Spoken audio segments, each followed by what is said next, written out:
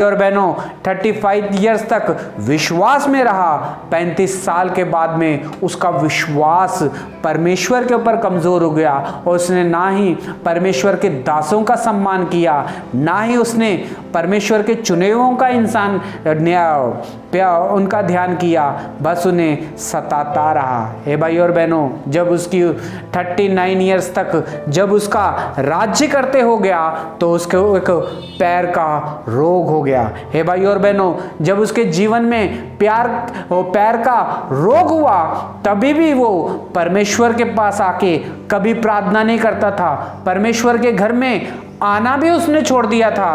परमेश्वर के लोगों को पास भी आना उसने बंद कर दिया था और अपने लिए वो डॉक्टरों को ढूंढने लग गया। एक से एक उसने डॉक्टरों को बुलाया, पूरे 3 साल तक अपना इलाज कराता रहा। हर एक वैद्य को उसने बुलाया, हर एक वैद्य को उसने याद किया, क्योंकि उसके पास बहुत पैसा था और वो राजा था, सारा अधिकार उसके पास था, इसलिए वो डॉक्टरों के ऊपर भरोसा कर बैठा। हे भाई और बहनों, डॉक्टरों ने भी 3 साल तक उसका इलाज किया, पैसे खर्च होते रहे, मगर उसका इलाज नहीं हो पाया। उसका इलाज जो है ठीक नहीं हो पाया।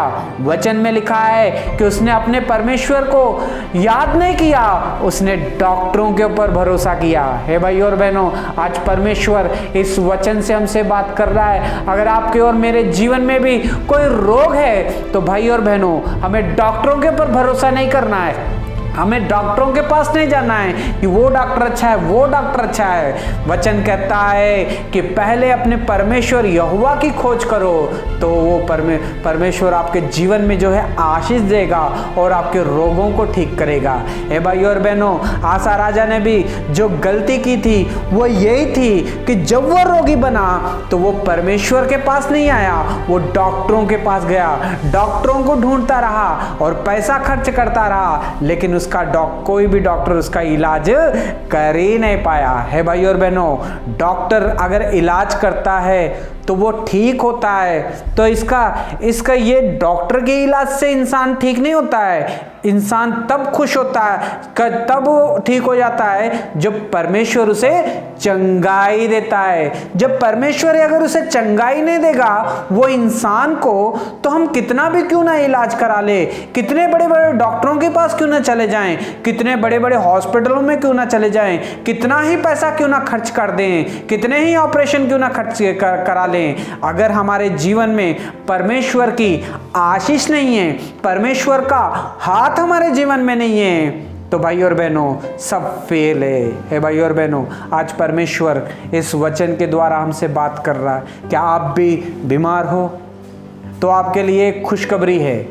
हे भाई और बहनों, हमने परमेश्वर के ऊपर विश्वास किया, उद्धार पाया और प्रभु यीशु मसीह को जो है अपना दिल दिया, प्रभु यीशु मसीह को अपना जीवन दिया, यानी कि प्रभु यीशु मसीह हमारे साथ है।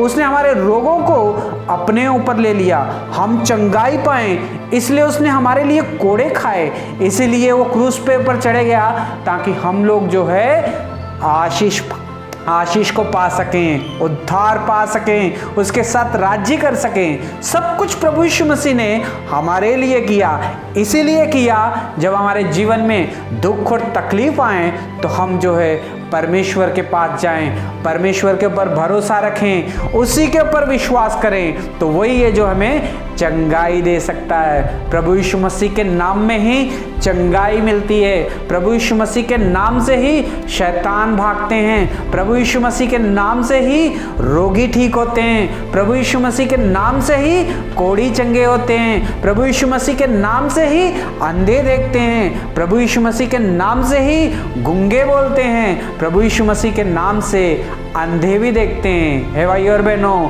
ये रोग तो बिल्कुल छोटा सा पैर का रोग था, लेकिन आसा ने परमेश्वर के ऊपर विश्वास नहीं किया, आसा ने अपने पैसे के ऊपर विश्वास किया, आसा ने अपने डॉक्टरों के ऊपर विश्वास किया। हे भाई और बहनों, सारे डॉक्टर फेल हो गए, कितना पैसा लगा दिया होगा उस राजा ने, आसा ने। हे भाई और बहनों, अगर प्रभु यीशु मसीह उसके जीवन में नहीं था तो जितने मर्जी पैसे लगा लो, रोग कभी ठीक नहीं होगा। रोग तब ठीक होगा जब हम अपने रोग के दिनों में अपने परमेश्वर को याद करेंगे।